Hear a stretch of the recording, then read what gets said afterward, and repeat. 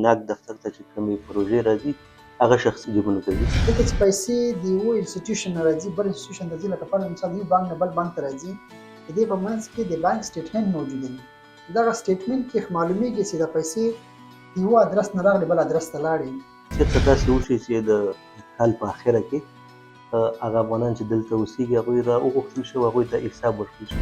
دا به حتما که 1 لک راځي، که 2 لکه راځي، که 100 روپۍ راځي، دا به ټولې د یو نفر جیب ته ځي او د هغه نفر به د ټول مصارف هم ترې ایستلي، ټول کور به هر شی به ترې ایستلي. ځینې افغانان له ناک دفتره ګیلمن دي. د دې وجه څه کېدلی شي؟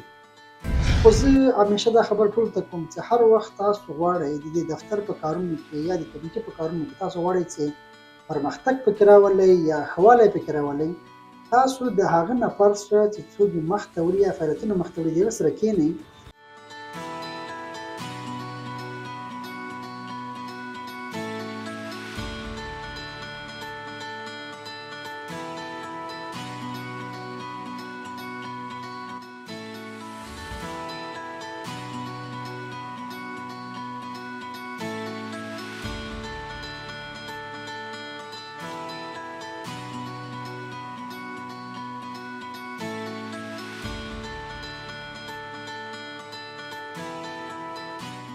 سلامونه، احترامات او نیکې هیلې مې ومنئ. درنو دوستانو، سختن تعالی دې وکړي چې ټول روغ جوړ خوشحاله او سوکاله اوسئ. ګرانو لیدونکو، نن در سره په ډېر یو مهمې موضوع باندې بحث کوو او د دغې بحث لپاره را سره یو میلمه هم شتون لري چې دا به را سره په دغه موضوع باندې غږېږي او هغه پوښتنې چې زموږ سره دي دې ته به ځوابونه وایي. دوستانو، لکه څنګه چې تاسې د ناک دفتر د نوم سره اشنا استئ چې ځینې ناک بولي، ځینې ورته په عامه اصطلاح د افغانانو دفتر وایي، خو په اصل کې په نیبراسکا کې د میشتو افغانانو ټولنیز دفتر چې په دغې اړه در سره خبرې کوو. د دې لپاره را سره میلمه د دغې ادارې مشر ښاغلی سهیل صاحب دی. سهیل صاحب به را سره پوښتنې ځوابوي. هیله ده چې خپرونه را سره تر پایه وګورئ. سهیل صاحب ستړي مه شئ، په خیر راغلئ. السلام علیکم نور احمد صاحب، تاسو نه ډېره زیاته مننه. په لومړي سر کې تاسو نه بیا هم ډېره زیاته مننه چې په دغه ورځې کې مو وخت واخیستی او زموږ سره کېناستلی تر څو د دغه دفتر په باره کې تاسو لږ معلومات ترسره کړئ. تاسو نه ډېره زیاته مننه چې راغلی او زموږ سره مو په دې باره کې برخه واخیسته. مننه جناب سهیل صاحب. که د لومړنۍ پوښتنې په ډول باندې وپوښتو چې په دې باندې به سره وغږېږو چې ناک کله او څنګه منځته راغی؟ د ناک دفتر چې دا په 2021 کال کې کله چې په افغانستان کې اسلامي جمهوریت سقوط وکړ، په هغه وخت کې ډېر زیات شمېر افغانان امریکې ته راکډل شول. نو په هغه اساس باندې ډېر افغانان زموږ تاسو ښار ته یعنې اوماها، هغه بل ښار چې کوم د لینکن چې ورته دلته راکډه شول چې د نبراسکا دواړه غټ ښارونه دي. هغه وخت کې چې کله افغانان دلته راغلل نو هغلته هغه ایجنسیانې چې دوی سره کومکونه کول چې هغه یې د مهاجرینو د بیا د جای په جای کولو ادارې دي، د هغو ادارو سره ځینې زیات مشکلات وو. لکه دوی ته یې هغه کومکونه په ښه ډول به نسو رسولی، کوم چې دوی ډېره زیاته اړتیا درلودله، لکه د ماشومانو په مکتب کې شاملول، د دوی سره هغه ورځني کومکونه کول یا هغه شیان چې د دوی ورته ضرورت وي په ورځنیو چارو کې. په دې اساس باندې ډېرو خلکو د دې نوي افغانانو سره د ولنټیر یا د رضاکارانو په ډول باندې خپل فعالیتونه ترسره کول، کومکونه یې ورسره کول. نو ما هم چندان په هغه وخت کې د خپلې وظیفې ترڅنګ د دندې ترڅنګ د ډېرو افغانانو سره په ډېرو بخشو کې بعد له وخته یعنې د کار نه په ډېرو شیانو کې په ولنټیر ډول باندې یا په رضاکارانه ډول باندې دوی سره کومکونه ډېر ترسره کول. چې هغه هم مخکې د مکتب و چې مکتب کې هم د ماشومانو شاملولو، د هغو لپاره اپلیکیشن هم ډکولې او یو څه نور کومکونه وو. نو په دغه وخت کې موږ یو ګروپ جوړ کړی چې په هغه ګروپ کې موږ یو څو نفره وو چې ولنټیر خلکو ته خدمتونه کول. نو هغه خدمتونه بیا په دې تمام شول چې موږ د دوی لپاره یو داسې دفتر شروع کړو، یو داسې ځای ورته جوړ کړو چې تر هغو خلکو ته یو د درېدلو یا د کېناستلو یا د کومک ترلاسه کولو یو دفتر اوسي. ډېره زیاته مننه. که دا راته ووایي سهیل صاحب چې اوس ستاسې دا کوم دفتر چې دی ناک، دوی خپل فعالیتونه په رسمي ډول مخته وړي که نه اوس هم یوازې دلته د افغانانو لخوا جوړ شوی یو بنسټ دی. ناک دفتر چې د ناک دفتر لکه ما څنګه تاسو ته وویلې په اول وختونو کې داسې و چې داسې یو دفتر و چې ته نه د خلکو لخوا یعنې کومک ورسره کېده او داسې یو دفتر و چې په رسمیت نه پېژندل کېده، البته دولت لخوا نه. وروسته د هغه نه چې کله موږ ولیدل چې په کمیونټي کې ډېر زیات ضرورت ده، خلک ورته اړتیا لري، نو موږ بیا د دغه دفتر لپاره رسمیت ترلاسه کړ چې هغه د IRS دفتر ده، د هغه سره مو ثبت کړ. او داسې نور ادارې دي چې هغه لکه د فدرال دولت لخوا نه دي چې د هغو سره مو دفتر ثبت کړي تر څو دغه رسمیت ترلاسه کړي او د خپل فعالیتونه په رسمي ډول باندې خلکو ته ورسوي. ډېره مننه. که په لنډو کې راته ووایي چې اوس مهال ناک اداره چې کومه ده یا دغه بنسټ چې کوم دی په عمومي ډول کوم فعالیتونه ترسره کوي؟ ډېره ښه پوښتنه مو وکړه. د ناک دفتر چې دا ډېر زیات سرویسز لري، تقریبا ټول 14 سرویسز لري موږ دفتر. یو دغه ده چې زموږ غټ فوکس په دې باندې چې د افغاني کلتور یا فرهنګ ساتنه یو د موږ د هغو بخښنه ده، بل افغانان چې راغلي دي هغو ته د دغه کلچر یا کلتور هم ورښودل دي، ځینې مسایل دي چې دوی ته تشریح کوو، موږ ورسره کینو. بل دغه ده چې د کورنیو لپاره موږ چې دوی کوم مشکلات لري، فرض مثال د اسنادونو سره دي یا ورځني کارونه دي، د دوی لپاره موږ 2 ورځې مشخص کړي دي چې دوی خپل کارونو لپاره دلته ناک ته راتلی سي او خپل ټول کاغذونه یا کوم اپلیکیشن چې دوی غواړي ډکي یا کوم اسنادونه چې دولت ته لیږي هغه ورته ډکوو او دا کومک موږ دوی سره کوو. دې ترڅنګ موږ ځینې د انګلیسي صنفونه لرو چې یو صنف په ناک په دفتر کې ده چې هغه په هفته کې 3 ورځې ده چې حضوري ډول باندې ده، او بل موږ یو بل پروګرام لرو چې د ښځو لپاره په کورو کې ده چې هغه استادان موږ پیدا کوو د کمیونټي نه، یعنې ښځې استادانې هغه کورو ته ورځي او د کورنیو ته ورځي، د هغو ته د انګلیسي درس په کورونو کې ورته ښیي. د هغو لپاره موږ یو پروګرام لرو چې د 6 میاشتو یو کاریکلم ده چې 6 میاشتو کې هغو ته مکمل هغه شیان چې ورته ضروري دي د انګلیسي ژبې دوی ته یې موږ د استادانو طریقه تشریح کوو ورته. د دې ترڅنګ موږ ځینې نورې برنامې هم لرو چې هغه په کمیونټي کې لکه د کمیونټي لپاره موږ یو عمومي سنسس لرو. سنسس په دې معنی چې موږ د ټولنې ټوله احصایه کوو یا نفوس شماري کوو. نو د دې نفوس شماري یو غټ هدف دغه دی چې موږ افغانان په یو ډیټابیس کې اچوو ټول. دې ترڅنګ د دوی لپاره موږ یو څو د واتساپ مشخص ګروپونه لرو، هغه رسمي ګروپونه چې موږ ورته لرو تر څو خلکو ته اطلاع وسي، معلوماتو نه خبر سي. او هم د خلکو لپاره موږ یو جنرال د ایمیل ګروپ لرو چې یو غټ ایمیل ګروپ دی چې په هغې کې تقریبا 1500 یا څومره فامیلونه شامل دي، یعنې د یوه ایمیل سره په لیږلو سره ټول ته اول ورکول کېږي. د دې ترڅنګ موږ نور ځینې فعالیتونه لرو چې هغه سپورتي برنامې دي ځوانانو لپاره، چې هغه سپورتي برنامې موږ دې لپاره کوو چې ځوانان سره راټول سي او ځوانان د یو بل سره د خارجیانو په اصطلاح باندې کنیکټ سي او د یو بل سره ارتباط جوړ کړي او هم د هغه شیانو نه دوی لرې سي چې کوم نشهیي توکي دي یا نور شیان دي دغه سي. نو بله موضوع دغه ده چې موږ په ټولنه کې ځینې نور شیان هم لرو، لکه فرض مثال موږ کورنیو ته ځینې ډونیشن چې ورته ویلی کېږي یا ځینې نور شیان دي دا ورته کوو چې موږ هره میاشت تقریبا تر 50 فامیلو پورې موږ ډایپرز ماشومانو لپاره توزیع کوو. او د دې ترڅنګ موږ یو ډیپو لرو چې په هغه ډیپو کې موږ د کور هغه وسایل چې ضرورت لري فامیلو ته هغه ورته توزیع کوو. کوم فامیل چې نوی راځي د هغو لپاره چې کوم شی ضرورت هغه ورته ورکوو چې تر څو دوی هغه شیان چې دوی ورته اړتیا لري ورته ورکوو. ځینې نور مسایل هم شته په کمیونټي کې، داسې مسایل منځته راځي چې کله وارې هغه د موږ د کار په چوکاټ کې بیخي دي نه، خو موږ بیا هم خلکو ته رسیدګي کوو. لکه ځینې مشکلات دي چې فرض مثال د کورنیو ترمنځ تاوتریخوالی منځته راځي، د هغو لپاره موږ ورځو، د هغو لپاره یو مشوره یا یو معلومات ورته ورکوو تر څو هغه مشکلات چې د خلکو په منځ کې دي موږ ورته یو لاره ګذره پیدا کړو تر څو د خلک چې په مشکل کې راګیر دي چې هغه مشکل زیات نه سي. نو موږ په دغو ټولو مسایلو کې د خلکو سره کار کوو. ځینې کارونه چې د موږ دي ډېر رضاکارانه ډول باندې دي، اکثره د موږ والنټیر چې د خلک چې د موږ سره کار کوي په دفتر کې اکثریت کارونه د دوی داسې دي لکه رضاکارانه چې هېڅ معاش نه اخلي، راځي دلته کار کوي. نو ځینې شیان چې موږ یې کوو لکه ما چې ورته ویل هغه د خدمتونه جدا دي، خو بیا یې موږ دې لپاره کوو چې د موږ کمیونټي یا د موږ ټولنې ته ضرورت لري. ډېره زیاته مننه. که په یو موضوع سره وغږېږو سایل صاحب، شاید تر تاسو خبرې را رسېږي، تاسو ته به چا ویلي ځینې افغانان له ناک دفتره ګیلمن دي، د دې وجه څه کېدلی شي؟ ولا داسې یو چل ده که زه رښتیا درته ویم دغه شي لپاره خو موږ ډېر کوشش وکړو چې یو لار ورته پیدا کړو چې د خلکو یو نظر واورو. زه ډېر په دې کوشش کوم چې زه د خلکو نه په خپله ترې واورم چې یعنې ګیله یو ګیله ده، یو داسې ده چې ته یو ګیله کوې خو هغه خپل نفر ته یې نه کوې، ته داسې چاته کوې چې هغه نفر هم بېرته هغه کوم نفر چې ته ګیله لرې هغه ته نه رسوي. لکه زه دې نه خبرېږم چې په ځینو نجونو کې افغانان کیني یعنې موضوع رایادوي د ناک دفتر باره کې، خو هغه موضوع داسې نه رایادوي چې دوی د یو فیډبک یا د یو نظر په شکل باندې موږ ته راورسوي، دوی د یو غیبت په شکل باندې یادوي یا یو شکایت کوي یو څنګه. خو زه همیشه دا خبره ټولو ته کوم چې هر وخت تاسو غواړئ د دې دفتر په کارونو کې یا د کمیټې په کارونو کې تاسو غواړئ چې پرمختګ پکې راولئ یا ښه والی پکې راولئ، تاسو د هغه نفر سره چې څوک یې مخ ته وړي یا فعالیتونه مخ ته وړي د هغه سره کښېنئ، هغه ته دغه پیشنهادونه ورته وکړئ چې وروره دغه شیان چې دي په دې موږ ګیلمن یو او دغه شیان موږ غواړو چې جوړ سي.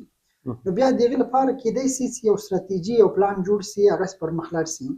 نو دا که شکایتونه په یو ځای کې بل ځای کې کېږي او هغه اصلي نفر ته ونه رسېږي، نو بیا هغه کار سم مخته نه ځي، ځکه دغسې پاتې کېږي، ګیلې را پیدا کېږي، جنجالونه را پیدا کېږي، خو مشکل نه حل کېږي. اوس ماشاءالله د موږ په ټولنه کې داسې خلک هم شته چې ښه فکر لري.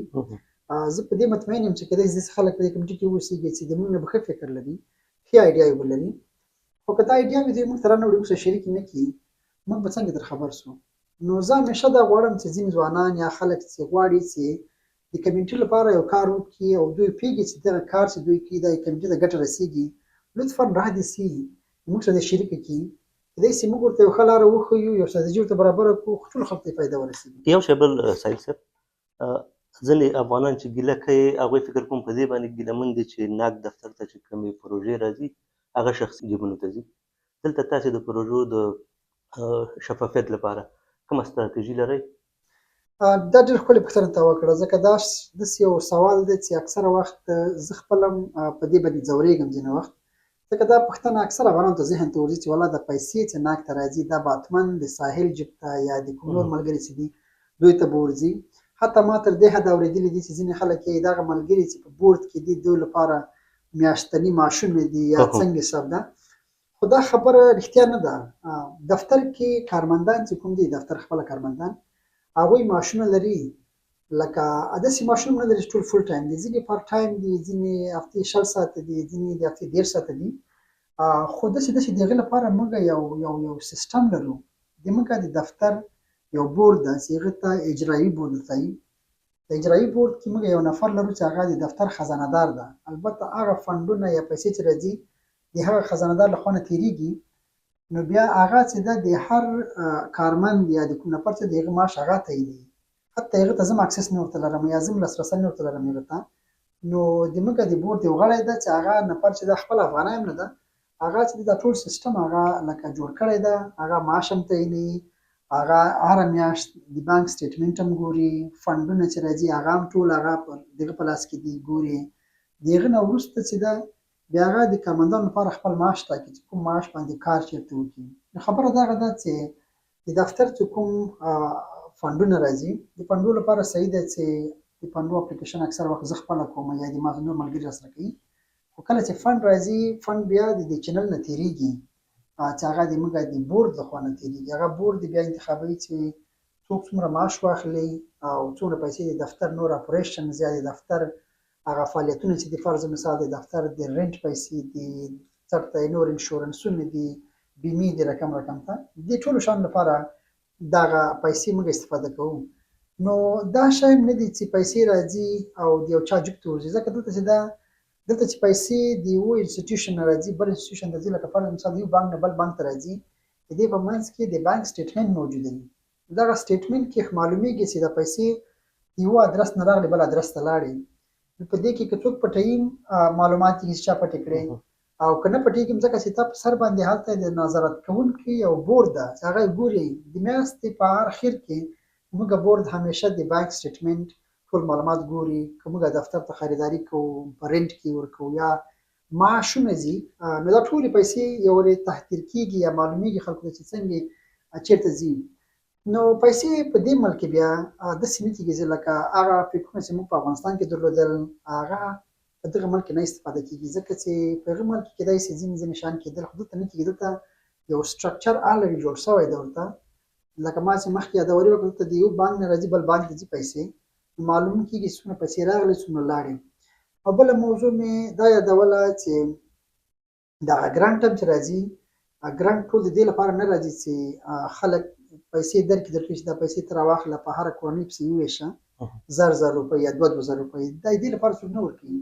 ګرانټونه اصلا د پروګرامینګ لپاره ورکوي، د یو انسټیټیوټ لپاره ورکوي، فرض مثال د یو ادارې لپاره ورکوي چې هغه خپل پروګرامینګ مخته بوځي خلکو ته خدمت وکړي. نو د موږ خلک داسې فکر کوي چې کله ګرانټ راځي حتما به دا ګرانټ د کورنیو لپاره راځي چې هغه پسې وویشئ سي لکه خیرات غوندې. خو دا رقم ته نه وي. کله چې ګرانټ لګي د هغه لپاره پروپوزل لیکي، پروپوزل کې تشریح کوي چې زه په دې باندې کوم کار کوم او څنګه یې کوم او څوک ورته هایر کوم. نو دغه ډېر یو غټ سیستم ده. خو زه فکر کوم چې ډېر دوستان په دې پوهېږي، ځینې کیدای شي نه پوهېږي.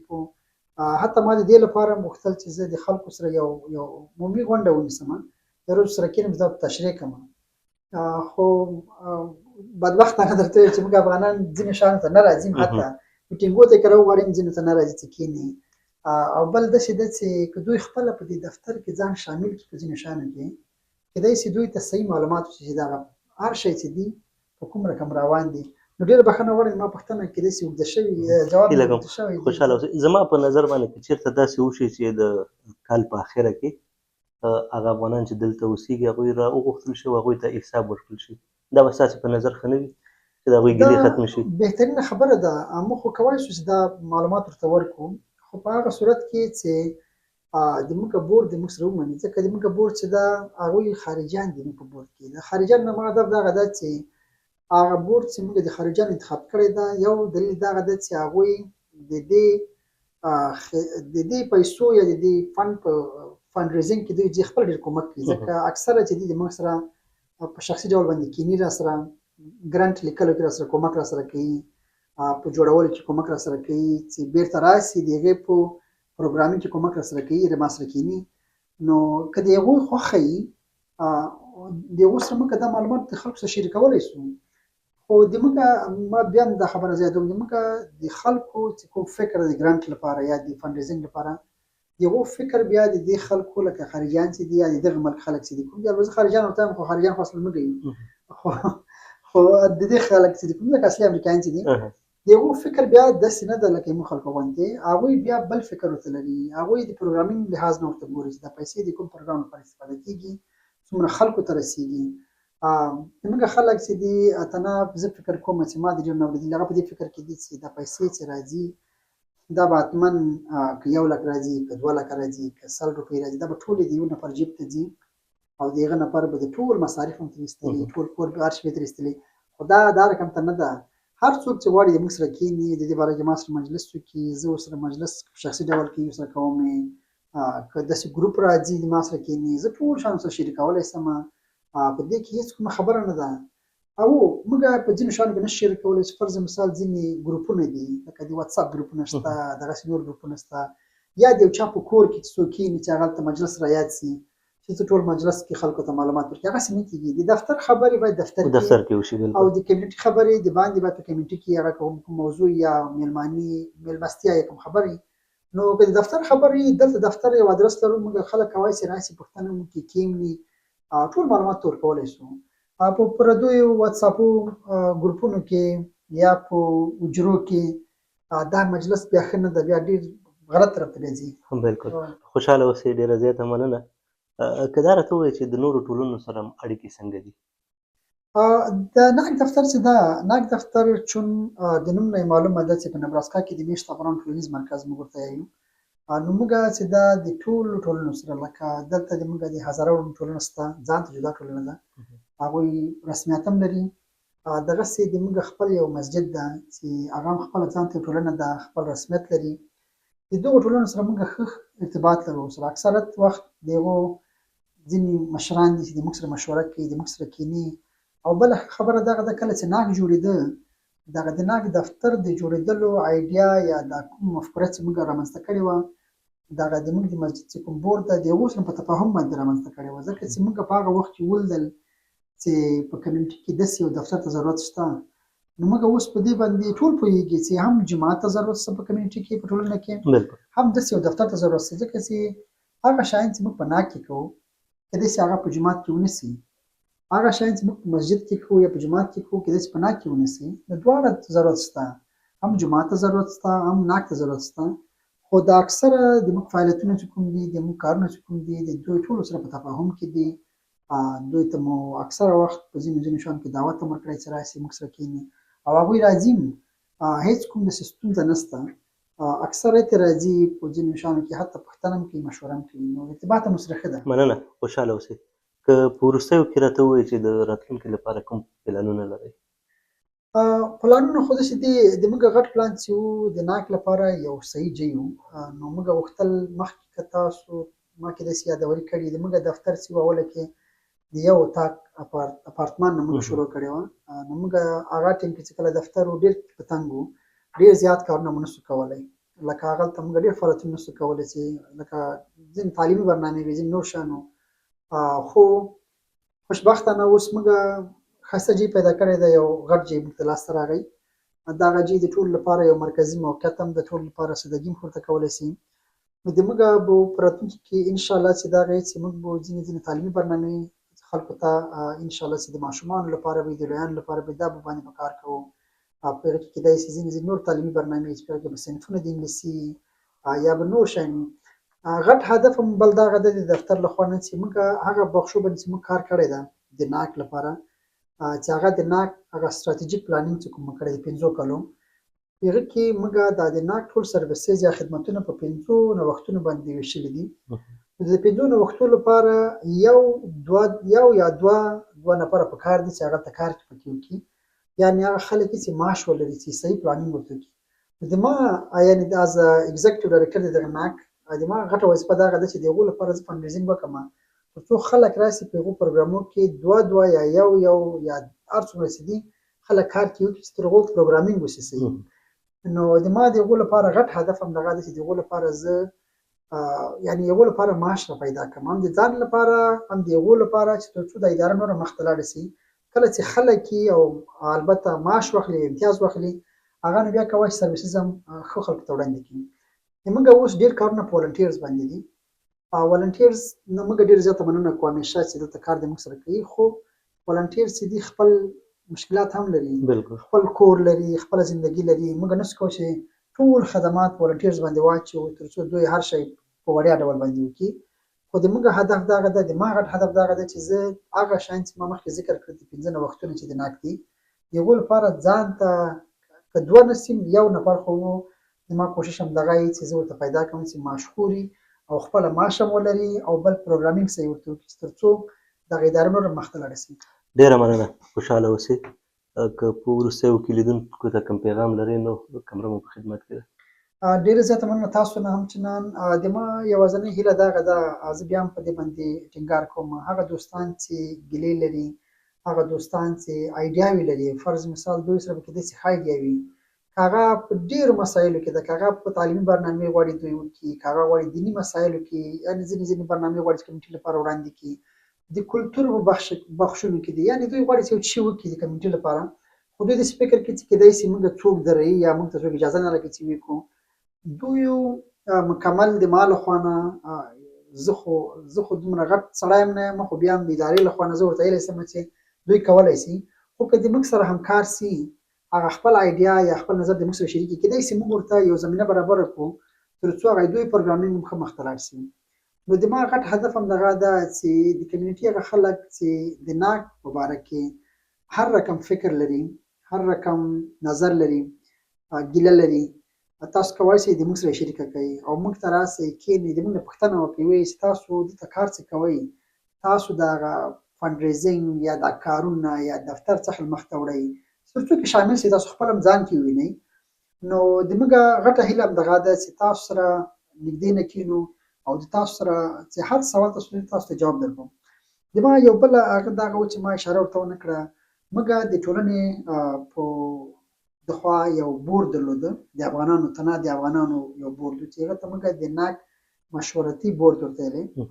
هغه بورډ کې اوس هم زموږ سره ځینې ملګري شته، تقریبا 4-5 نفره شته زموږ سره، خو په دغه بورډ کې موږ نورو خلکو ته هم ضرورت لرو. تا مخکې یو خبره یاده کړه چې مختلفې کمیټیانې چې دي یا شوراګانې دي، موږ هدف دغه ده که دغه د شوراګانو مشران چې کوم دي یا قومي مشران دي یا د هغو ژبو مشخص کوم خلک دي چې د هغو خلکو سره دوی کار کوي، که هغه راسي په دغه بورډ کې موږ سره کار وکړي، دوی کولی شي چې د خپلو خلکو مشکل موږ ته راوړي تر څو موږ ورته د هغو لپاره صحیح خدمت ورته ورسوو، او موږ کولی شو چې دوی د خلکو د مشکلاتو نه خبر سو. نو دا به ډېره غټ ښه کار وي که دوی راسي د موږ په بورډ کې په ګډه باندې کار وکړي. بیا دوی کولی شي د موږ سره هر نظر چې دوی لري د موږ سره شریک کړي، موږ کار پرې وکړو، او هم به دوی د ناک نه یو نظارت غوندې وکړي. نو دا به دوی لپاره زه فکر کوم چې یوازینی ښه چانس وي که ته غواړې د ناک نه یو څه ښه نظارت هم وکړي او ورسره په جریان کې هم ورسره واوسېږي. نو دغه یو هیله مې ده که څوک دوستان غواړي د موږ سره د والنټیر په حیث باندې کار کوي یا په بورډ کې کار کوي، دوی ته همیشه موږ ښه راغلاست وتایو. ډېره مننه سهیل صاحب، خوشحاله اوسئ، اباد اوسئ چې وخت هم راکړ. د تاسو نه هم ډېره زیاته مننه نورهغه احمدي صاحب، تاسو نه ډېره زیاته مننه ځکه چې په دغه روژه کې تاسو وخت پیدا کړ د موږ سره کېناستلی. واقعا د تاسو نه زه ډېره زیاته مننه کوم. مننه، خوشحاله اوسئ. درنو لیدونکو، دا وه زموږ چمتو شوې خپرونه چې درته مو وړاندې کړه، او هیله ده هغه افغانان چې د ناک له دفتر څخه ګیله من دي د هغوی ګیلې یو څه راکمې شوي وي، او بیا هم سهیل صاحب په خپلو خبرو کې یادونه وکړه چې هر چا سره ګیله نو کولی شي چې ناک دفتر ته راشي. د ناک د دفتر دروازې پر مخ خلاصې دي، نو تاسې کولی شئ چې راشئ سهیل صاحب سره مخامخ کښېنئ او خپل هغه ستونزې او مشکلات ورسره شریک کړئ. ډېره زیاته مننه. بیا چې په خدمت کې حاضرېږو اجازه غواړو. د الله په امان.